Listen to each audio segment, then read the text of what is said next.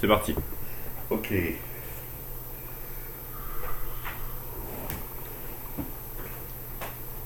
Donc, vous m'avez demandé de parler de l'évolution culturelle en fonction du perfectionnement des moyens de communication et de manipulation symbolique. Bon. Alors,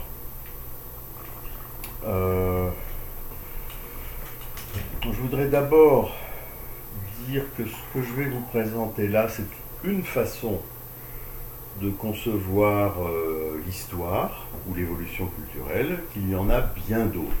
D'accord ? Donc il ne s'agit pas pour moi de prétendre à que la théorie ou que le récit finalement que je vais vous proposer est le seul récit possible. D'accord ? Donc c'est un récit. Moi je trouve ce récit intéressant parce qu'il m'explique beaucoup de choses et il me permet de faire une synthèse qui donne sens à l'aventure humaine, mais évidemment ça ne veut pas dire qu'il n'y a pas d'autre façon de voir les choses. Bon. Alors, en gros, je vous propose une périodisation en 5 époques. La première époque, c'est celle de l'oralité primaire. La deuxième époque, c'est celle de l'invention de l'écriture. La troisième époque, c'est celle des écritures perfectionnées ou améliorées, genre l'alphabet. La quatrième époque, c'est celle de l'imprimerie et des médias de masse en général. Et la cinquième époque, c'est celle des algorithmes. Alors on va commencer par le début, et puis on va passer à une époque après l'autre. Donc on commence par l'oralité primaire. Alors pourquoi je dis l'oralité primaire et pas juste l'oralité ? Eh bien tout simplement parce que on parle toujours.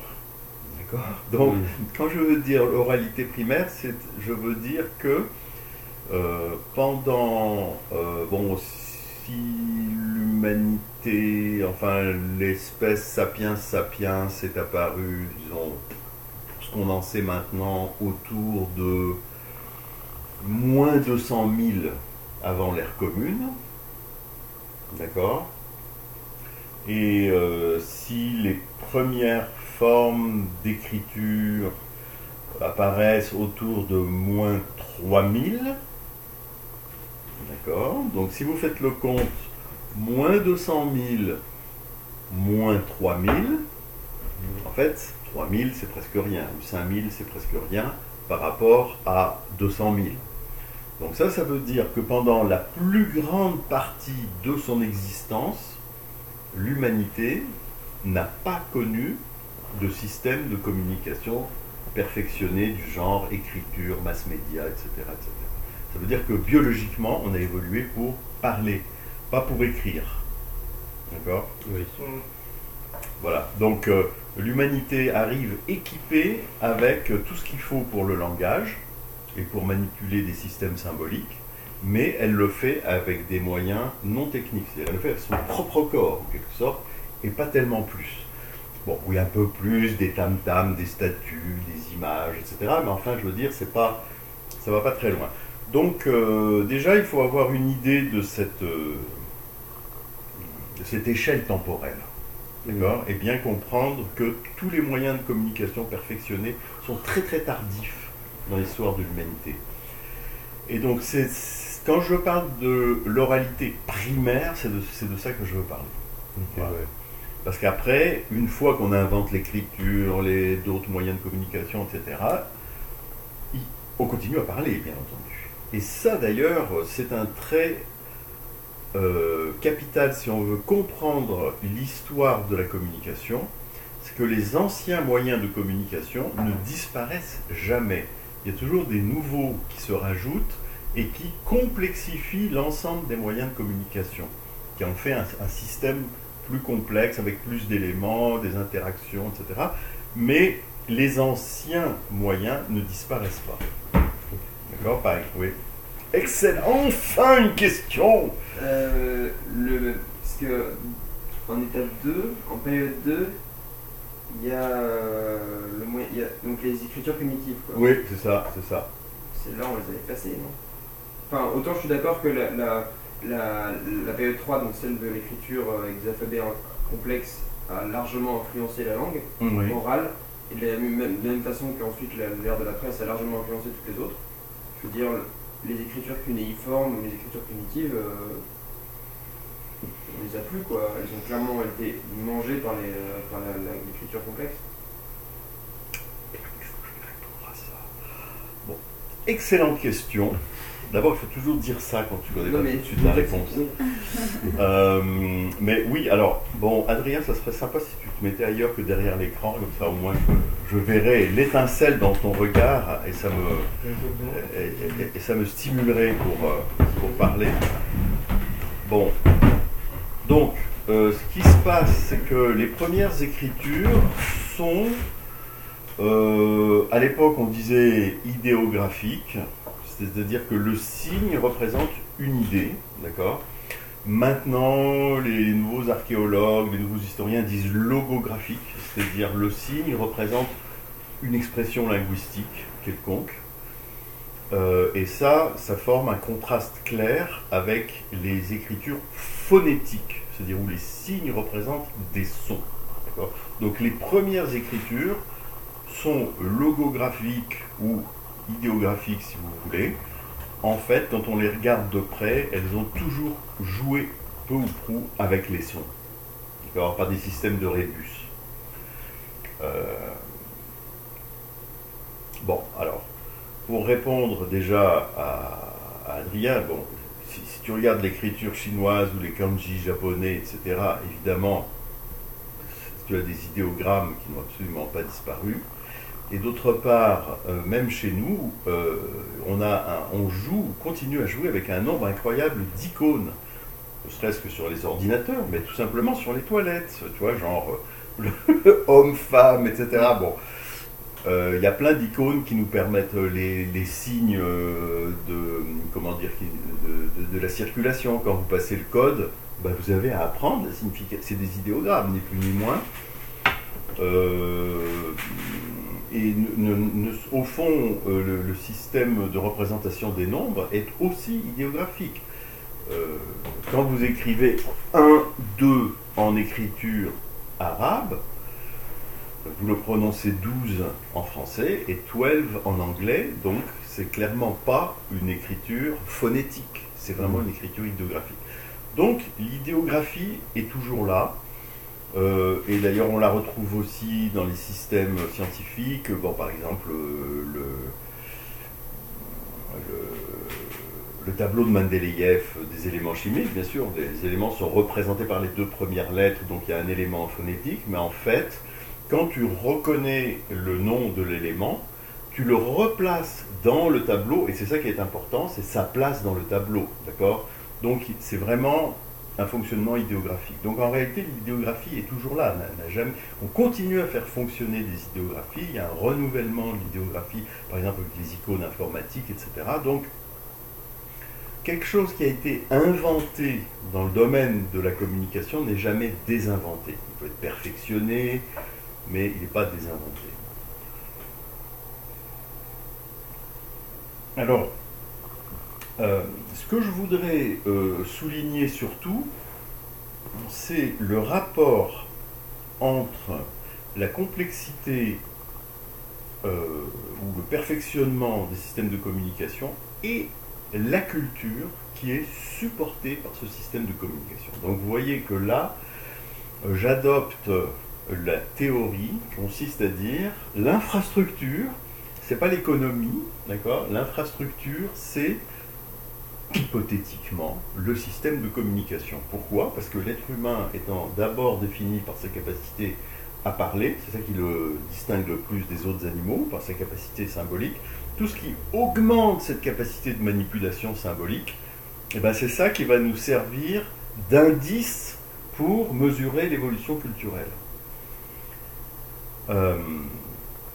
Bon, alors, dans la période, disons, de l'oralité primaire, qui est donc la période largement dominante dans l'histoire humaine, on va commencer par les formes politiques. Bon, c'est des tribus. Okay, et ça va très rarement au-delà d'une alliance de tribus, d'une grande chefferie, quelque chose du genre. D'accord ? Donc c'est des formes politiques relativement simples et qui sont beaucoup organisées sur le mode familial, clanique, totémique, etc. La division du travail est très très peu poussée, il n'y a pas beaucoup de... Bon, t'as le chaman, t'as le chef, t'as les guerriers, t'as les chasseurs, etc. Bon, c'est pas tellement plus compliqué que ça. Tu peux avoir des gens qui sont éventuellement spécialisés dans la fabrication d'objets d'art ou d'objets techniques, mais bon, évidemment, il n'y a pas d'économie monétaire. Il y a des choses qui tiennent lieu bon, pour les échanges, des coquillages, des trucs comme ça, mais enfin, c'est pas... ça va quand même pas très loin. Il y a toujours eu du commerce, il y a toujours eu des échanges, mais là aussi c'est très limité dans les formes sociales dont on parle. Bon, les religions, c'est, rappelle-toi, on a vu Moussa avant, l'animisme, très bien. Donc il y a des esprits partout, les esprits de la nature, les esprits des ancêtres, et les esprits jouent un très très grand rôle. Il y a du chamanisme. Bon, c'est à peu près tout. Et évidemment, il y a des outils, mais c'est des outils qui vont pas très très loin. Genre les arcs, les flèches, etc. Bon, les outils de silex, et éventuellement un petit peu de poterie. Bon. Alors, aux alentours de moins 10 000, il y a une énorme révolution qu'on appelle la révolution néolithique qui se produit. Elle se produit d'abord au Moyen-Orient. Alors, cette révolution voit l'apparition des outils en métal, au début en bronze, ce qu'on appelle l'âge du bronze, d'accord ? Les premières villes et le début de l'agriculture et de l'élevage systématique. Bon, de l'élevage, il y en avait toujours eu un petit peu, parce que les humains avaient commencé déjà à domestiquer, genre les chiens par exemple, ou certains autres types d'animaux avaient été commencés à genre semi-domestiqués, comme les gens de, comment on appelle, dans le nord, là où en Laponie, ils avaient semi-domestiqué les rennes, enfin, ouais, bon. Donc il y a toujours eu des formes de domestication, et il y a toujours eu aussi des formes d'agriculture sous forme de jardin principalement. Mais la grande innovation de la révolution néolithique, c'est la culture des céréales à grande échelle. Donc, développement massif de l'élevage, genre bovin, ovin, chèvre, etc. Développement de l'agriculture à grande échelle, et en particulier les céréales. Apparition des premières villes. D'accord ? Donc l'architecture, on construit des maisons, etc., relativement durables, des agglomérations, tout. Bon. Et, bon, parce qu'avant ça, l'activité économique, c'était principalement, bien sûr, la pêche, la chasse, etc. Donc la prédation directe, on va dire, sur la nature. Parce que quand on commence à rentrer dans la révolution néolithique, eh ben, on s'établit dans le temps, on sème, on doit attendre plusieurs mois que ça pousse. Quand il y a des surplus, on les met dans des silos, etc. Donc on commence à planifier une économie qui commence à s'étaler dans le temps, et aussi une population humaine commence à être beaucoup moins nomade et qui s'établit dans des lieux, etc. Alors, ça, c'est un phénomène qui est arrivé à plusieurs endroits à la fois et pas toujours au même moment. C'est d'abord arrivé au Moyen-Orient, après c'est arrivé en Inde, autour de la vallée de l'Indus, etc. C'est arrivé en Chine. Beaucoup plus tard, c'est arrivé sur ce continent, donc les Mayas, les Aztèques, les Incas, etc. Donc dans l'Amérique précolombienne, disons. Et on voit se développer des agglomérations de plus en plus grandes, des cultures de céréales de plus en plus perfectionnées. Bon, ici, ça a été le maïs, ailleurs, c'est le riz, l'orge, le blé, etc. Et à ce moment-là, donc vous voyez comment l'économie commence à se transformer, l'habitat commence à se transformer, et on voit apparaître des nouvelles formes de religion autour de temples, qui sont en général les plus gros bâtiments construits par ces civilisations, dans lesquels on accomplit des sacrifices avec des rituels très complexes et avec des gens qui sont des spécialistes du sacrifice, les prêtres. Et progressivement se construisent des hiérarchies de prêtres. Et les chefs politiques sont en général très très proches de ces hiérarchies de prêtres. Ou bien c'est le grand prêtre, ou bien c'est un chef politique, mais qui est très lié à la hiérarchie de pouvoir. Alors c'est dans cet environnement qu'apparaissent les premières formes d'écriture. Alors si vous regardez l'écriture hiéroglyphique des Égyptiens et l'écriture par exemple cunéiforme en Mésopotamie, on ne sait pas vraiment lesquels sont arrivés en premier, mais vous voyez que ça ne se ressemble pas vraiment. Et donc c'est très possible que ça soit apparu indépendamment. Si vous regardez l'écriture chinoise, c'est aussi apparu indépendamment de l'écriture hiéroglyphique ou cunéiforme. D'autre part, on est absolument certain que les premières formes d'écriture idéographique des Aztèques, des Mayas, etc., sont aussi indépendantes de celles qui ont été inventées dans le vieux continent. Donc ça nous donne cette perspective que moi je trouve absolument fascinante, c'est qu'il y a une sorte de chemin d'évolution naturelle de la civilisation. C'est pas parce que ça a été inventé ici et que ça se propage, c'est comme s'il y avait une sorte de chemin que toutes les populations suivent d'une certaine façon, même si elles sont complètement déconnectées les unes des autres.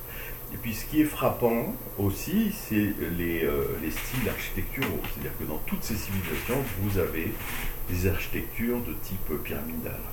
Évidemment, les pyramides égyptiennes, c'est ce qu'il y a de plus spectaculaire, mais vous avez des ziggourats en Mésopotamie, et vous avez, quand vous allez au Pérou, vous voyez, ils construisaient des pyramides, etc. Donc c'est vraiment... C'est parce que c'est les aliens qui leur ont donné l'argent. C'est parce que c'est les aliens qui ont donné les plans. Ben, c'est-à-dire c'est plus facile à construire au départ, mais... Ah, tu veux dire c'est les aliens, oui. J'ai déjà vu des théories totalement fumeuses avec ça. Non, mais c'est... Non, enfin, bon, bien sûr, mais non, ce que je crois, c'est que si tu veux faire construire quelque chose de très haut, à l'époque, c'est quand même la façon, et de stable, c'est la façon la plus évidente. Et puis, ça jouait quand même le rôle, à chaque fois, de lien entre le ciel et la terre, quoi. Donc, c'est des objets qui pointent vers le ciel, à chaque fois.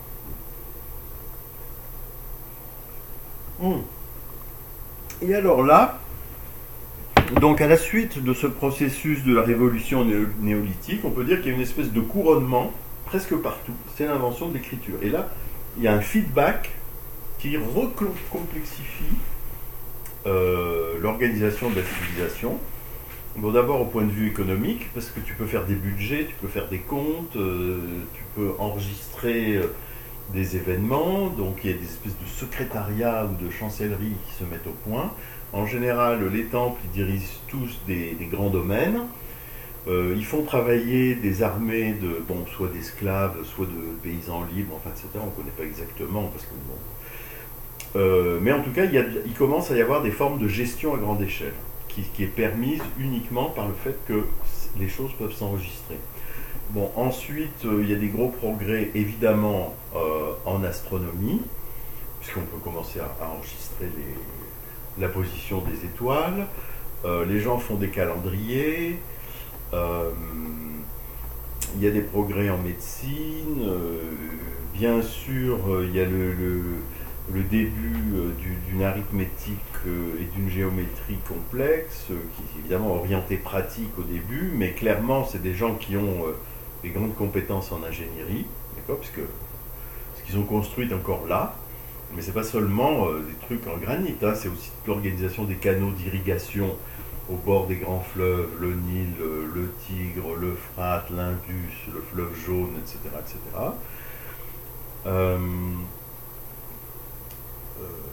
Donc un début d'organisation des connaissances systématiques.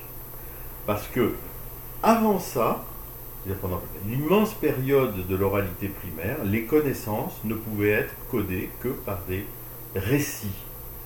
Des récits qui étaient répétés traditionnellement lors de rituels ou racontés le soir à la veillée, etc.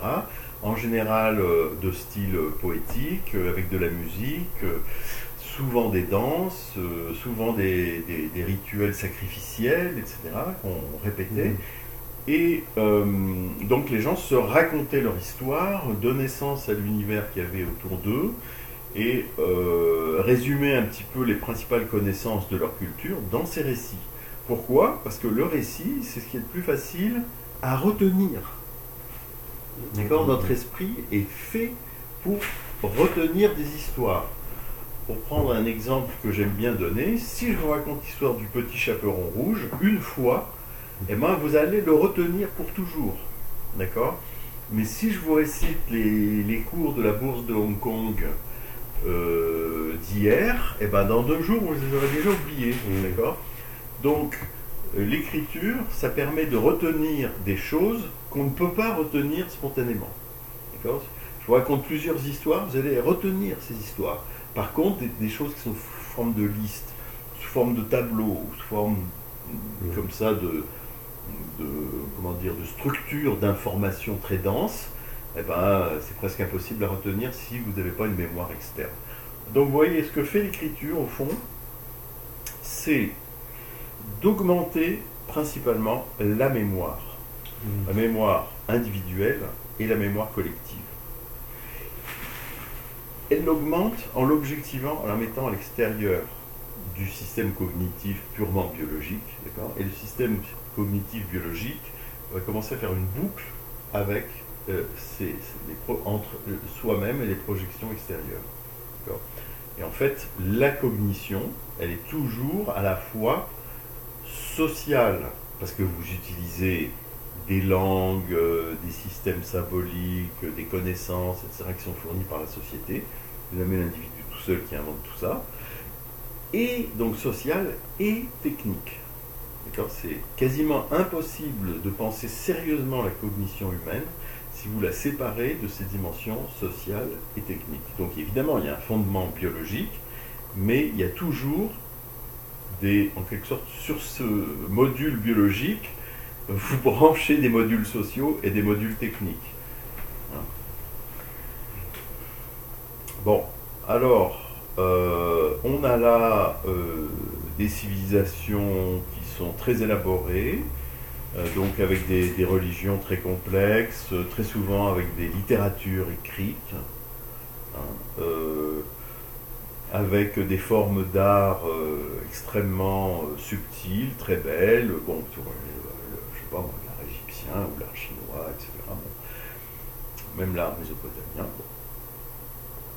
Alors, l'étape suivante, c'est le développement de systèmes symboliques dont la manipulation est systématiquement optimisée.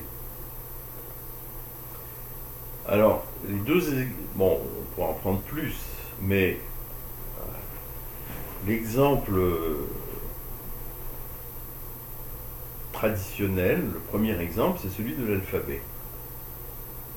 Pourquoi l'alphabet ? Parce que à partir du moment où, au lieu de noter, au lieu d'avoir des signes qui notent des idées, vous avez des signes qui notent des sons, et puisque pour chaque langue, vous avez en gros seulement une trentaine de sons, de phonèmes, qui, par combinaison, permettent de dire tout ce que vous voulez, eh bien, vous n'avez plus besoin d'apprendre que des systèmes d'écriture à 30 signes, au lieu d'apprendre des systèmes d'écriture à plus de 1000 signes. D'accord ? Par exemple, les caractères chinois, on considère que les gens les plus savants ou les plus érudits, ils en connaissent 10 000. Vous pouvez, quand vous regardez bien sûr les hiéroglyphes, vous voyez que bon, ça dépasse plusieurs milliers. Pour les cunéiformes, c'est pareil. Donc ça veut dire que l'écriture et la lecture sont réservées à des castes de scribes, c'est-à-dire ce sont des professionnels qui ne font que ça et qui ont eu une très longue formation pour être capables de lire et d'écrire. À partir du moment où vous avez l'alphabet, au fond, vous réduisez le temps de formation, je dirais, de 10 à 3 ans. C'est déjà beaucoup, ce qui veut dire que lire et écrire, ça commence à s'ouvrir à des gens qui ne sont pas des professionnels spécialisés, mais qui peuvent être n'importe qui d'autre qui est capable de consacrer 3 ans dans son enfance à apprendre à lire et à écrire. Donc ça change énormément sur le plan social, l'accès à l'écriture. Bon. Un autre exemple de perfectionnement systématique des systèmes de signes, c'est celui de la notation des nombres. Toutes les civilisations de systèmes de notation des nombres, la plupart utilisent des systèmes qui, bien que conçus pour faciliter les opérations arithmétiques, ne sont en réalité pas très pratiques. Et là encore, font que les opérations arithmétiques complexes sont réservées à une toute petite élite. Alors, ou des gens qui sont obligés sur le plan professionnel, genre les commerçants, etc. Puis les ingénieurs, ceux qui sont obligés de mesurer les champs parce que tu payes l'impôt en fonction de la taille de ton champ, etc. Donc ils sont obligés de calculer la surface, etc. Bon. Mais sinon, les calculs, la plupart des gens, ils n'en faisaient pas. C'est beaucoup, et puis voilà quoi. Alors à partir du moment où tu as le fameux système de notation par position avec 9 chiffres, donc le système dit arabe, en réalité inventé par les Indiens. Donc on a 10 chiffres, 0, 1, 2, 3, 4, 5, 6, 7, 8, 9, donc c'est ça, 10 chiffres. Et le système par position qui permet de dire que le chiffre, il n'a pas la même valeur selon sa position. D'accord ? Il fallait y penser, parce que si vous regardez le système romain, ça ne fonctionne pas du tout comme ça. D'accord ? Ça, c'est l'exemple que je prends toujours. Faites une multiplication compliquée avec des chiffres romains, bonne chance.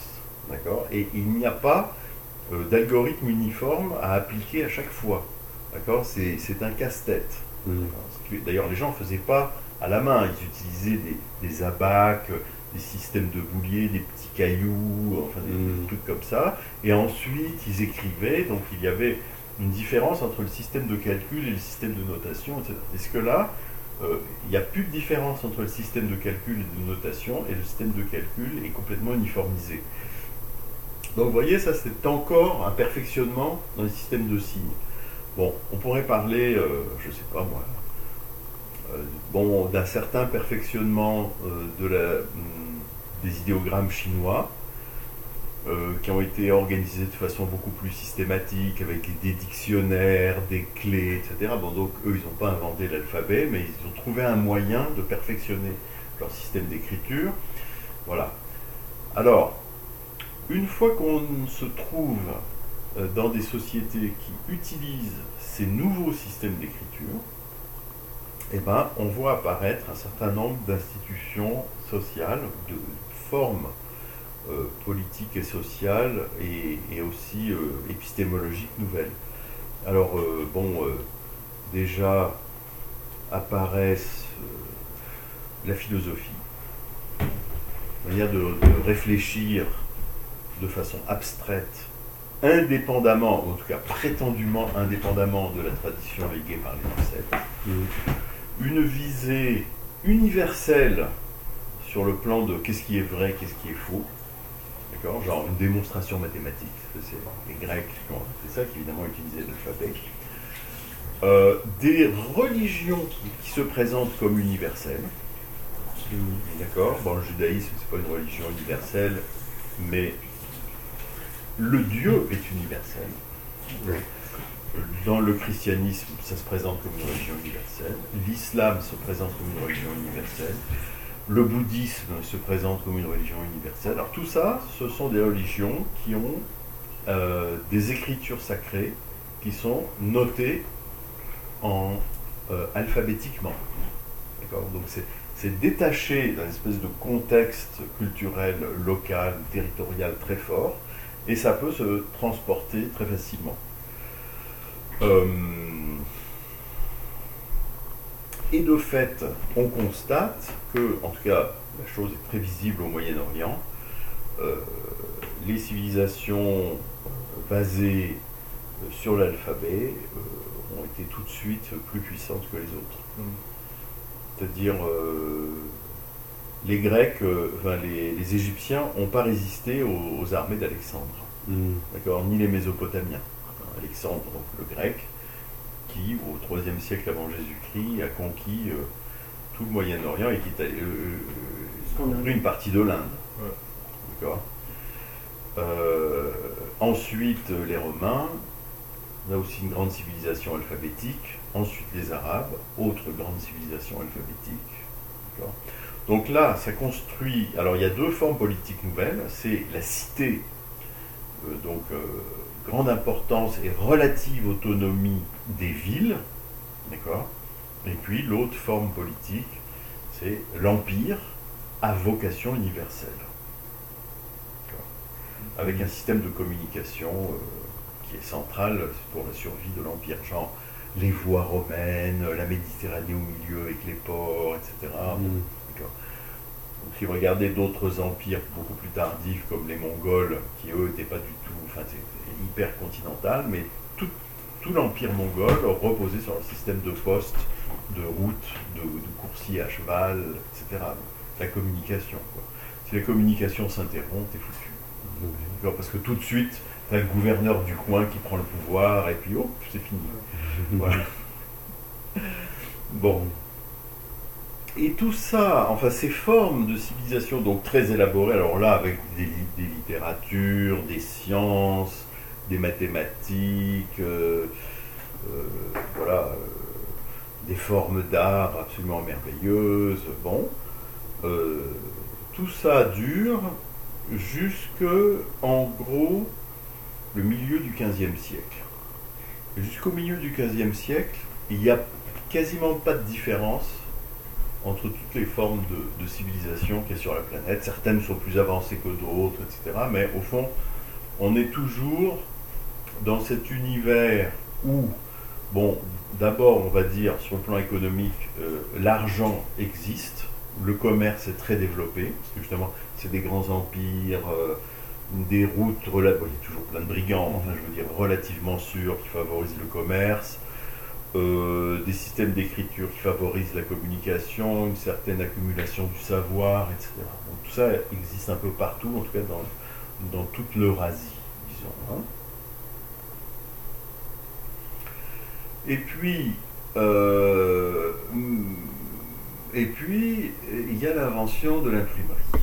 Alors, attention, sur le plan technique, l'imprimerie, en fait, ses premières versions, c'est en Chine.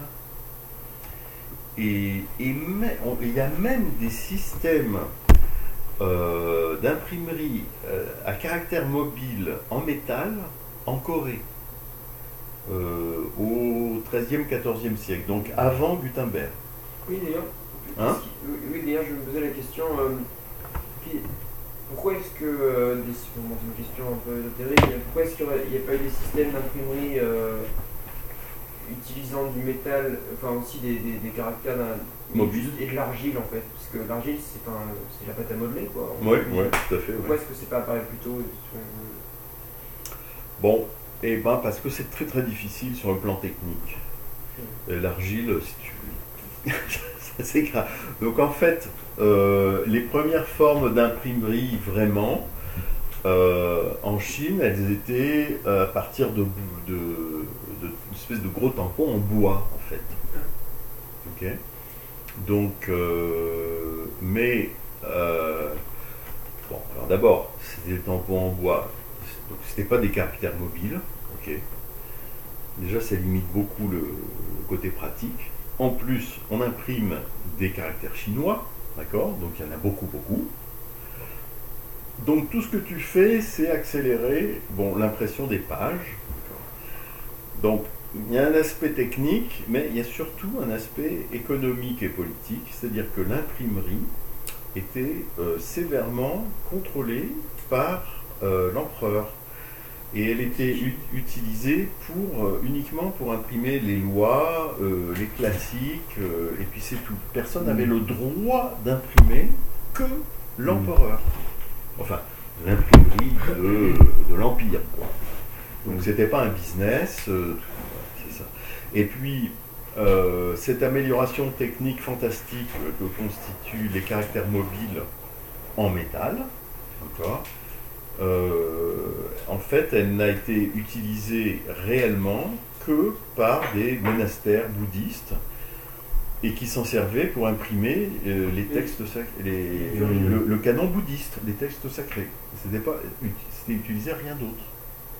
C'est pour ça que ça n'a pas eu de conséquences. Donc il faut faire attention, c'est pas juste la technique en soi qui a forcément des grandes conséquences culturelles. C'est la façon dont cette technique s'insère dans une société, dans une économie, etc. Alors, en Europe, donc l'imprimerie est inventée par Gutenberg. Alors, Gutenberg, c'était un orfèvre, donc un spécialiste de la fonte de métal dans des tout petits formats, d'accord. Et il a travaillé genre 15-20 ans avant de réussir à faire quelque chose qui marche, tu vois, c'était absolument pas évident. Alors, donc la grosse difficulté, c'était pas la presse, parce que ça, il utilisait la presse, exactement la même presse qui était utilisée pour faire le vin. La grande difficulté, c'était les caractères en métal qui s'écrasent pas, qui se cassent pas, qui retiennent un peu l'encre juste comme il faut, etc. C'était vraiment pas évident. Alors, l'Europe de l'époque était très divisée sur le plan politique. Et malgré les efforts désespérés de l'Église pour contrôler l'imprimerie, elle n'a pas réussi. D'accord? Et dans chaque pays, genre la France, l'Angleterre, l'Espagne, etc., tous les rois ont essayé de contrôler l'imprimerie. Et ils n'ont pas réussi. Parce que, genre, si je suis français puis que je veux imprimer un texte et je sais que le roi va pas être content, bah, je vais aux Pays-Bas et je le fais imprimer aux Pays-Bas. Et après, je fais rentrer ça en contrebande, etc. Donc, pas de contrôle par l'autorité religieuse, pas de contrôle par l'autorité politique, et très rapidement, c'est devenu un business. Et c'est ça qui a permis à l'imprimerie de se répandre et de tout changer. D'accord? Donc, déjà, les idées se répandent beaucoup plus vite. La mémoire s'améliore énormément. La mémoire collective en particulier. Parce que chaque fois que vous recopiez quelque chose, parce qu'avant ça, bien entendu, je vous le rappelle, il fallait écrire à la main. Tout à la main. Donc les gens recopiaient, d'accord. Et à chaque copie, il y avait plus d'erreurs. Donc l'idée de l'imprimerie, c'est qu'à chaque édition, les erreurs sont corrigées. Donc on va dans le sens inverse. les tableaux de chiffres, les observations astronomiques, les cartes géographiques, les observations de sciences naturelles, la forme des plantes, des animaux, etc. Tout ça, une mémoire commence à s'accumuler qui devient de plus en plus précise. Le livre, au lieu d'être un objet rare et précieux qui est thésaurisé dans des endroits réservés, etc., devient un objet, au début c'était très cher aussi, c'est pas comme aujourd'hui une livre de poche, etc., mais enfin quand même, progressivement, il commence à y avoir des bibliothèques qui se créent un peu partout. Bon, d'abord, bibliothèques dans les cours, dans les monastères, autour des cathédrales, etc., puis de plus en plus de bibliothèques. Ça coûtait de moins en moins cher et il y avait de plus en plus de livres. Donc une espèce de redécouverte de tous les anciens textes de l'Antiquité et une floraison de nouveaux textes. Alors, sur le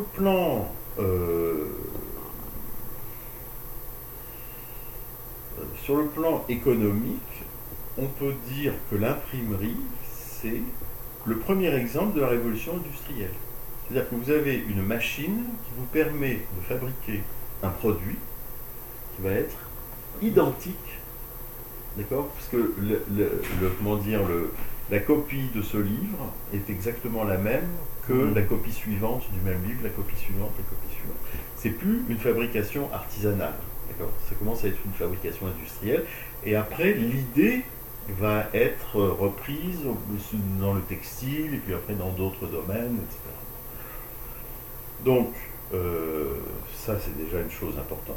Deuxièmement, on peut dire que la révolution scientifique qui a démarré donc à la fin du XVIe siècle et qui a commencé à se préciser sérieusement au cours du XVIIe et du XVIIIe siècle, la révolution scientifique des sciences de la nature, elle est vraiment entièrement basée sur l'imprimerie. Pas seulement, enfin je dis entièrement, donc c'est exagéré, mais en tout cas, l'imprimerie est une condition nécessaire. C'est-à-dire si tu supprimes l'imprimerie, rien n'est possible. Parce qu'on commence à publier des journaux scientifiques, comme je vous l'ai dit, il y a des bibliothèques, il y a des chiffres qui sont disponibles, etc. Et bien sûr, il y a aussi d'autres choses, genre le télescope, le microscope, des nouveaux instruments de précision, voilà, c'est ça. Il y a tout ça, mais il y a aussi l'accumulation des informations, finalement, et le partage des informations.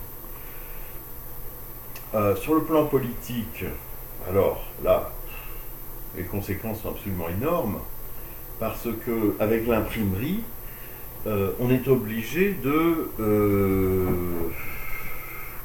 standardiser la langue. Parce que comme chaque village parle son patois, vous n'allez pas imprimer les livres ou les journaux, chacun dans la langue du village. D'accord? Donc on va choisir une langue, ouais. Les Romains n'avaient pas déjà fait ça? La langue standard. Une langue standard. Ah. Bon. Il y avait une langue standard de l'Empire romain, c'était celle des administrateurs et de l'élite culturelle. Mais les gens sur place parlaient tous dans les villages, tout le monde parlait la langue locale. Et c'est encore le cas aujourd'hui, je veux dire, on a tous une langue, par exemple le français, il y a tous un français, bon c'est peut-être beaucoup moins important qu'avant, mais il y a toujours le français inter-français, quoi, et puis le français local, les expressions à la con, les accents. Ouais, mais on se comprend. Non, mais ce que je veux dire, c'est qu'on n'a pas idée aujourd'hui de la situation au Moyen-Âge. Oui, mais ça m'étonne. C'est-à-dire qu'il y avait vraiment dans chaque région une langue différente. Et il n'y avait pas de français, il y avait la Languedoc, la Languedoil, et puis dans la Languedoc, c'était pas pareil en Provence, et puis dans le sud-ouest, et puis tu vois ce que je veux dire, et puis les Bretons, ils parlaient pas pareil, et puis les Picards, ils parlaient encore autre chose, et puis les Alsaciens parlaient un espèce de dialecte germanique, et puis, vous voyez ce que je veux dire, donc le français d'aujourd'hui, considéré comme le français, c'est quelque chose qui est entre le parler de l'Île-de-France et le parler de la Touraine, mais le reste de la France, ils ne parlaient pas français tel qu'on le conçoit aujourd'hui. Et la situation était la même en Italie, la même en Angleterre, la même en Allemagne, etc. Hein, donc il y avait une espèce d'immense variation linguistique à laquelle on remédiait en se parlant latin. D'accord? C'est-à-dire que les savants, ils parlaient latin entre eux. Et les savants, c'était tous des gens d'église. D'accord? Donc c'était, si tu veux, la langue sacrée et la langue scientifique étaient la même, et c'était la langue de l'Europe cultivée, mais d'une toute petite élite. Okay? Et en tout cas, c'était la langue administrative.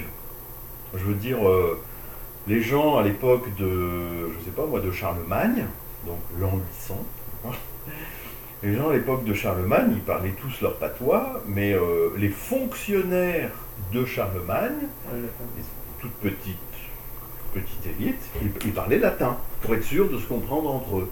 D'accord? Et ils avaient tous une formation cléricale, en fait. Alors, ce qu'on voit donc à partir du XVIe siècle, c'est un déclin du latin comme langue commune, une standardisation des langues nationales, et sur ces langues nationales, la constitution d'États-nations. Alors, donc là, l'État-nation, donc avec des administrations qui parlent toutes la langue nationale, mais des administrations beaucoup plus unifiées qu'à l'époque du Moyen-Âge, bon, avec des systèmes d'armée permanente, de police, de bureaucrates, comment dire, d'état civil, etc. Tout d'un coup, l'État commence à augmenter son emprise sur la société, mais une société qui est à la fois de plus en plus homogène, au point de vue linguistique et au niveau de son idéologie nationale, de plus en plus urbaine, d'accord, enfin, voilà, donc ça y est, la grande transformation a commencé. Donc, vous voyez, transformation politique, transformation scientifique, transformation économique, donc la révolution industrielle, ça va prendre du temps, mais disons qu'au XVIIIe siècle, là, ça y est, c'est lancé, et transformation religieuse. Alors, premier exemple, c'est la réforme. Des projets de réforme de l'Église, il y en a toujours eu. Au Moyen-Âge, bon, réforme, pourquoi? Parce que les gens étaient révoltés par comment on appelle ça, la corruption, l'ignorance des prêtres, etc. Bon, c'est un fléau qui touche absolument toutes les religions, toutes les cultures, etc. à l'époque.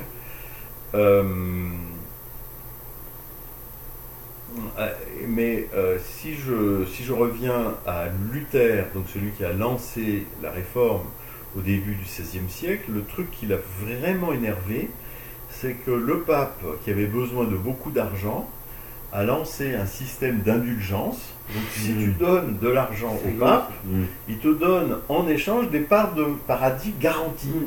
Tu vois? Bon. Alors...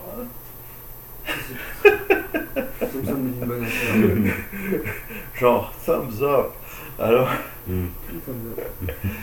là, Luther a été révolté. Il a dit non, attends, c'est pas possible. C'est tout le contraire des enseignements du christianisme, c'est pas possible. Bon. Et donc il lance la révolte et il dit écoutez, le peuple qui est soumis à l'Église et qui se rend même pas compte que en fait ce que fait l'Église c'est juste le contraire de ce qu'elle est censée faire, il faudrait peut-être lui faire lire la Bible finalement pour qu'ils constatent par eux-mêmes que c'est pas bien ça. Alors, donc il commence à... Bon, je ne vais pas vous raconter toute l'histoire de la révolte, mais enfin, une des choses fameuses que Luther a fait, c'est de traduire la Bible qui était toujours en latin, et qui donc était réservée à ceux qui parlaient latin. Donc finalement, à l'Église, il n'y avait que les prêtres qui pouvaient comprendre la Bible. Il n'y avait que les membres de l'Église. La majorité des gens ne parlaient pas latin. C'était pas du tout leur langue, en plus la plupart du temps ils ne savaient pas lire, ou même ceux qui savaient lire, ils ne connaissaient pas le latin, donc voilà. Alors lui il a traduit ça, en allemand. Et ce faisant, il a contribué à créer l'allemand moderne. Oui. Ah oui, puisque c'est devenu la référence. Et puis une des choses, comme vous le savez, c'est le plus grand best-seller de tous les temps. Et donc les gens achetaient d'abord, ils achetaient un livre, ils vont commencer par acheter la Bible, d'accord. Donc il y a eu la même chose en français, donc Calvin, etc., d'autres réformateurs ont traduit, même chose en italien, même chose en anglais, même chose, etc. Et donc les gens ont commencé à lire la Bible eux-mêmes. Donc vous voyez, la grande révolution de la Réforme, c'est une révolution ecclésiologique, c'est-à-dire dans l'organisation de la communauté religieuse. Au lieu d'avoir une église séparée du peuple, qui a seul accès au texte sacré, et qui, mène le peuple vers son salut, mais le peuple ne participe pas tellement, évidemment, si vous regardez les évangiles, ça ne correspond pas tout à fait aux enseignements des évangiles, parce qu'il faut, il faut que ça vienne du cœur, c'est une transformation personnelle, etc. etc. Donc, voilà. Donc Luther disait, l'église de l'époque, elle ne fait pas ce qu'elle devrait faire, d'accord. Elle s'est éloignée complètement des enseignements des évangiles. Voilà, on va faire lire les évangiles aux gens. Et donc les gens ont pu avoir une interprétation personnelle des textes, un rapport direct avec la parole de Dieu, et donc ça a été une énorme révolution. Et après, l'Église d'ailleurs l'Église catholique a été obligée de s'adapter, etc., etc. Donc il a enclenché tout un phénomène. D'ailleurs, c'est rigolo parce que maintenant j'ai l'impression que c'est plus l'Église évangéliste américaine qui est détachée des gens qui participent plus que l'Église catholique traditionnelle, j'ai envie de dire. Enfin, les mega church aux États-Unis, c'est quand même des usines d'Afrique, quoi. Oui. Ah oui, tout à fait. Oui, bien sûr. C'était exactement le cas de l'usine de l'Église catholique à cette époque, quoi. Ouais. Bien sûr. Non, mais la dialectique de la religion qui s'institutionnalise, qui devient un but en soi, une machine de pouvoir et d'argent, et puis après, il y a un coup de barre de l'autre côté, du côté de la spiritualité, etc. Bon, ça c'est une espèce de balance qu'on voit partout tout le temps. Alors, qu'est-ce que je voulais... Oui. Alors ça, ça a provoqué une division religieuse de l'Europe entre les protestants et les catholiques, des guerres de religion qui ont duré 3 siècles, enfin 2 siècles et demi. Qui doit déterminer la religion des gens? Est-ce que c'est le pape? Est-ce que c'est le chef politique local? Il y en a qui ont résolu le problème. En tout cas, Henri VIII en Angleterre, il a dit c'est moi le chef de l'église d'Angleterre et c'est pas le pape. Mais la reine d'Angleterre est toujours le chef de l'église anglicane. Bon, évidemment, je ne joue pas un rôle énorme dans la détermination des orientations religieuses, officiellement. Mais l'idée, c'est peu à peu imposé que, l'Europe va être divisée religieusement, et progressivement, au cours du XVIIIe siècle, on a commencé à accepter que même à l'intérieur du même royaume, il pouvait y avoir plusieurs religions. Voilà. Mais ça, c'est lent, mais bon, progressivement, c'est venu. Mais je dirais, la vraie suite de l'évolution religieuse, ça a été l'apparition d'idéologies ou de croyances indépendantes des religions révélées traditionnelles. En tout cas, officiellement indépendantes, même si d'une certaine façon, au niveau des valeurs, ça prend la suite. C'est-à-dire cette idée que le salut se fait sur terre. Bon, l'idée que le salut se fait sur terre est déjà un petit peu amorcée par les protestants, mais à partir du XVIIIe siècle, il commence à y avoir une idéologie progressiste qui dit écoutez, plutôt que d'attendre le bonheur éternel après la mort, peut-être qu'on pourrait s'intéresser au bonheur des gens ici, quoi. Donc,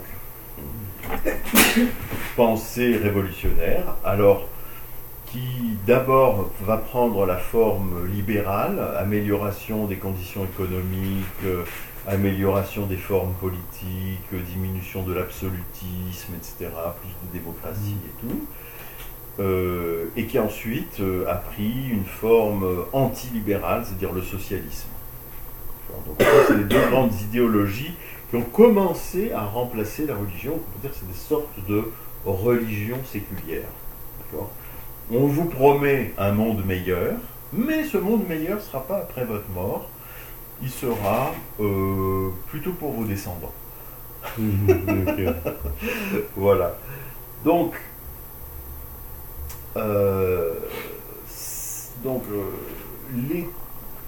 l'Europe connaît un développement économique extraordinaire, un développement urbain, un développement politico-militaire, un développement scientifique qui commence à la mettre complètement à part par rapport au reste du monde et qui, à la fin du XVIIIe siècle et au XIXe siècle, lui ouvre la conquête du monde. D'accord ? C'est-à-dire que les puissances européennes, aussi minuscules soient-elles sur le plan démographique, peuvent dominer le monde. Je veux dire, il y avait 20 millions d'Anglais sur une île, ils avaient un empire absolument mondial. Les Espagnols, ils possédaient, d'accord, tout simplement que les autres ne pouvaient pas se comparer, quoi. Il n'y avait pas de... Voilà, tu as des armes à feu, tu as des systèmes de communication, tu as une connaissance, tu as des systèmes administratifs, etc., que les autres ne connaissaient absolument pas et personne ne faisait le poids. Comme ça qu'ils ont dominé le monde. Et puis progressivement, les autres se sont dit hey, attention, si eux peuvent le faire, pourquoi pas nous? Donc tout le monde a copié et progressivement le système de l'État-nation, l'économie industrielle, la science moderne, les nouvelles idéologies, tout ça s'est répandu dans l'ensemble de la planète. Donc c'est arrivé de toute façon, il faut bien que ça arrive quelque part, mais ça s'est répandu très très vite à l'échelle de l'évolution culturelle, en 2 siècles, même pas.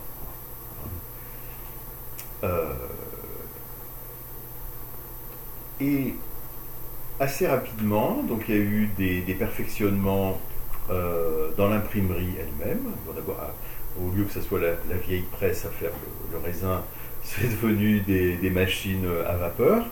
Et puis ensuite avec des moteurs électriques, et puis ensuite on invente la photo, et puis ensuite on invente le téléphone, et puis ensuite on invente le disque, et après la radio, et après la télévision, et puis là, tout va très très très très vite, et tout d'un coup, paf, l'invention de l'ordinateur. Bon.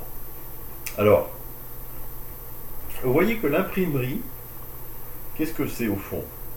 On a déjà l'écriture. L'écriture, ce sont des symboles qui ont une pérennité autonome, une durée autonome. Vous n'avez pas besoin d'une personne vivante pour s'en souvenir. Ça existe de manière matérielle extérieurement. Évidemment, si vous ne connaissez pas le code, vous êtes foutu. D'accord ? Mais genre, pendant des siècles, les gens ont regardé les hiéroglyphes et puis les hypothèses allaient bon train, quoi. Il a fallu Champollion pour décoder. Bon. Mais si vous connaissez le code, c'est une extraordinaire extension de la mémoire. Alors, ce que a amené l'imprimerie et ensuite le téléphone, la radio, la télévision, etc., c'est non seulement des symboles capables de durer par eux-mêmes, mais des symboles qu'on est capable de multiplier et de distribuer automatiquement et même de façon industrielle. Donc c'est la copie industrielle des symboles. D'accord ? Alors ça augmente d'une façon incroyable le pouvoir symbolique et par extension tous les autres pouvoirs. D'accord ? Politique, économique, etc. Religieux, tout ce que vous voulez. Et alors maintenant ce qui se passe, c'est qu'on a un espace de communication qui est ubiquitaire. Donc chaque fois que vous avez un document quelconque qui se trouve quelque part sur la planète, à partir du moment où c'est sur le web, c'est partout. Tous ces documents sont interconnectés entre eux. Soit qu'il y ait des hyperliens, soit que vous pouvez les mixer dans un moteur de recherche, etc. Vous pouvez faire des relations entre tout ça. Et finalement, vous pouvez les transformer automatiquement. Donc la grande innovation, après la durée et la copie, c'est la transformation automatique, la manipulation automatique. Donc maintenant, on a des machines qui transforment, vous êtes bien placé pour le savoir, transforment automatiquement les symboles. Donc si vous mettez ensemble l'ubiquité, l'interconnexion et l'immense armée de robots qui est capable de transformer automatiquement les symboles, eh ben vous avez the perfect storm pour une nouvelle étape dans l'évolution culturelle, dans laquelle il y aura des nouvelles formes politiques, des nouvelles formes économiques, des nouvelles formes religieuses, idéologiques, et des nouvelles formes de connaissances, un nouveau type de science. Moi, je pense que le nouveau type de science, parce qu'au fond, la révolution scientifique pour les sciences de la nature, elle a déjà été faite. Il va y avoir un perfectionnement, bien sûr, c'est jamais fini. Mais quelque chose d'aussi important qu'une révolution scientifique, à mon avis, ça va avoir lieu dans les sciences humaines. Okay. Sur le plan politique, il va y avoir quelque chose comme des États en essaim, avec évidemment probablement une base territoriale, mais surtout compétition pour l'intelligence collective des gens qui participent à ces entités politiques. Pour le reste, je ne sais pas trop, mais en tout cas, bon, l'économie de la connaissance, ça, certainement. Et je dirais que comme on est au tout début de la révolution, on n'a encore aucune idée du genre de civilisation vers lequel on est en train d'aller. Si tu demandes aux Romains de l'époque de Jules César d'imaginer une civilisation où il y a des avions qui volent, des voitures qui roulent sans cheval pour les tirer, et des centrales nucléaires, c'est impossible à imaginer. D'accord ? Même pour les gens les plus intelligents de l'époque, c'est complètement en dehors de l'imagination possible. Et ben, au fond, on est, parce qu'on est encore pris pour une large part dans la culture de l'imprimerie et des médias de masse qui se contentaient de copier les messages, c'est très très difficile d'imaginer la civilisation vers laquelle on va. Donc on est en train de l'inventer, de commencer à l'inventer. On est à la préhistoire. Et à mon avis, la chose la plus importante, c'est un système symbolique qui soit capable d'exploiter au maximum les nouvelles possibilités de calcul automatique. Donc, une langue écriture qui soit capable d'exploiter les algorithmes.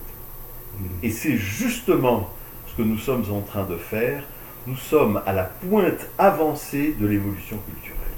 Chouette. Nice. Ok.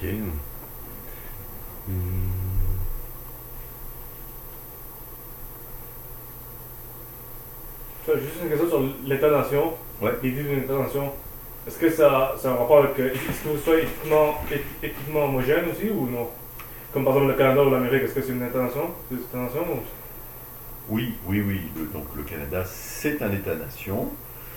Il n'est pas forcément ethnique. Bon, de toute façon, attends, il n'y a aucun pays qui est ethniquement homogène, d'accord? Il faut qu'il soit L'idée, c'est qu'il soit culturellement homogène. Il peut y avoir des différences linguistiques, ethniques, tout ce que tu veux. Mais ce qui est important, c'est que les gens s'entendent sur l'identité du pays, sur son histoire. Il faut que les gens s'identifient au pays. Okay. C'est surtout ça. Mais non, de toute façon, comment dire, l'homogénéité ethnique, par définition, c'est une construction culturelle. Enfin, ça n'existe pas. Ok, non. C'est ça. Parce que j'avais toujours l'idée, en fait, je pensais toujours l'État-nation équivalent à comme des États où est-ce que, dans le fond, ce serait l'ethnie, dans le fond, c'est l'ethnie qui définit l'État. L'ethnie des gens qui vivent, Non, ça, on va dire, c'est un peu la mythologie de l'État-nation, comme par exemple les Français qui disaient nos ancêtres, les Gaulois. Ouais. Mais c'est pas la réalité, je veux dire. Les 3 premiers États-nations, vraiment, c'est l'Espagne, l'Angleterre et la France.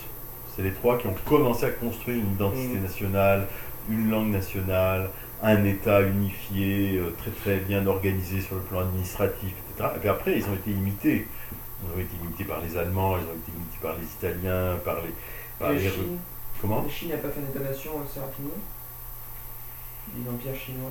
Bon, alors justement, c'est un empire.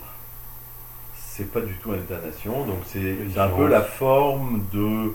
C'est comme l'Empire romain, ou l'Empire ottoman, ou tu vois ce que je veux dire, c'est dire, bon, l'unification se fait par la personne de l'empereur et en général la dynastie.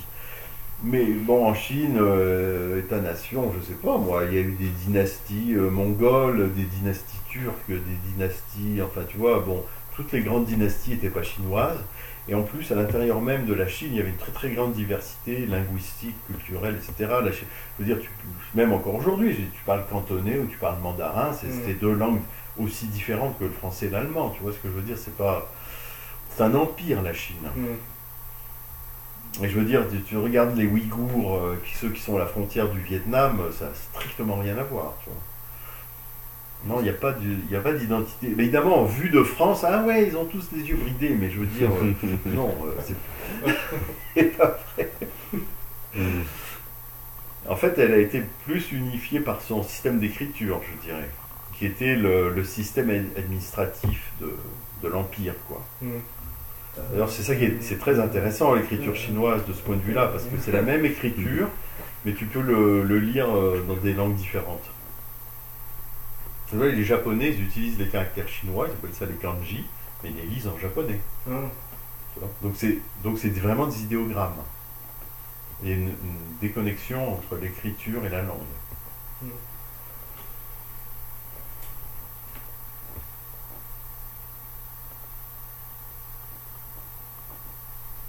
Donc là, ils essayent justement de construire un État-nation en ce moment. En fait, ça a commencé avec la révolution culturelle, avec la révolution communiste, quoi. Bon, avec toutes les purges que ça rend. C'est-à-dire qu'ils ont commencé par un move hyper totalitaire, quoi. Pour justement essayer d'unifier tout ce...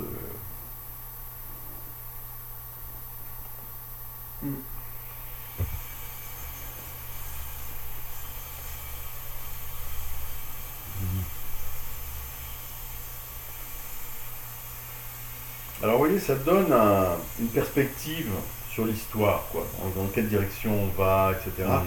Et pour tous ceux qui diraient « Ah, c'est terrible, les pauvres sont de plus en plus pauvres, les riches sont de plus en plus riches, etc. » Il y a quand même une chose qu'il faut regarder quand même, c'est, je dirais, c'est les statistiques. Bon, première statistique, l'espérance de vie à la naissance. Depuis quelques siècles, il y a une augmentation vraiment très très nette de l'espérance de vie à la naissance pour l'ensemble de l'humanité. Évidemment, d'abord dans les pays riches, ensuite dans les pays pauvres, etc. Tu as une autre statistique qui est super importante, c'est l'augmentation de l'alphabétisation, donc des enfants qui vont à l'école, qui savent lire, écrire, etc. La disparition des grandes épidémies qui tuaient des millions de gens d'un coup, la disparition des famines, il y en a toujours localement, etc. Mais il faut voir que les famines du Moyen-Âge, attention, hein, c'était pas comme les famines d'aujourd'hui. Bon. Il y a aussi le nombre, je crois qu'il y a le nombre d'homicides pour 10 000, un truc comme ça, ou pour 100 000. Le nombre de morts volontaires pour 100 000, enfin le nombre de gens tués par d'autres gens pour 100 000 autres personnes, un peu comme c'est une statistique importante aussi, ça. Et celle-là, elle est en baisse. En baisse aussi, oui, il y a moins, on vit contre... Enfin, évidemment, si tu regardes la télé tout le temps, tu vas avoir l'impression qu'on vit dans une société de plus en plus violente. Mais si tu regardes les statistiques, eh ben, les morts violentes sont plutôt en diminution. Donc il y a un certain nombre d'indicateurs quand même malgré tous les problèmes, évidemment, on n'arrivera jamais au paradis sur Terre, il y a toujours des problèmes. Ok, il n'y a plus de famine, mais maintenant il y a l'obésité. Bon, allez, nouveau problème. Bon, mais je veux dire, on n'est jamais dans une situation où il n'y a plus de problème, ça n'existe pas.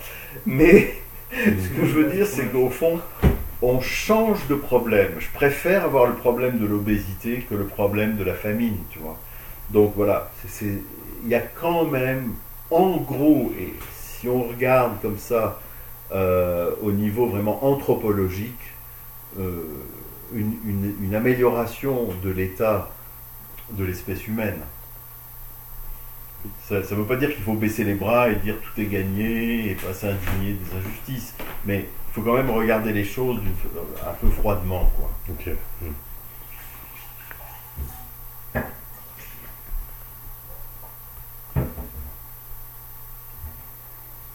Pas de questions? J'ai rien qui me vient en tête. Bon, bah alors peut-être qu'on peut éteindre la... Ouf.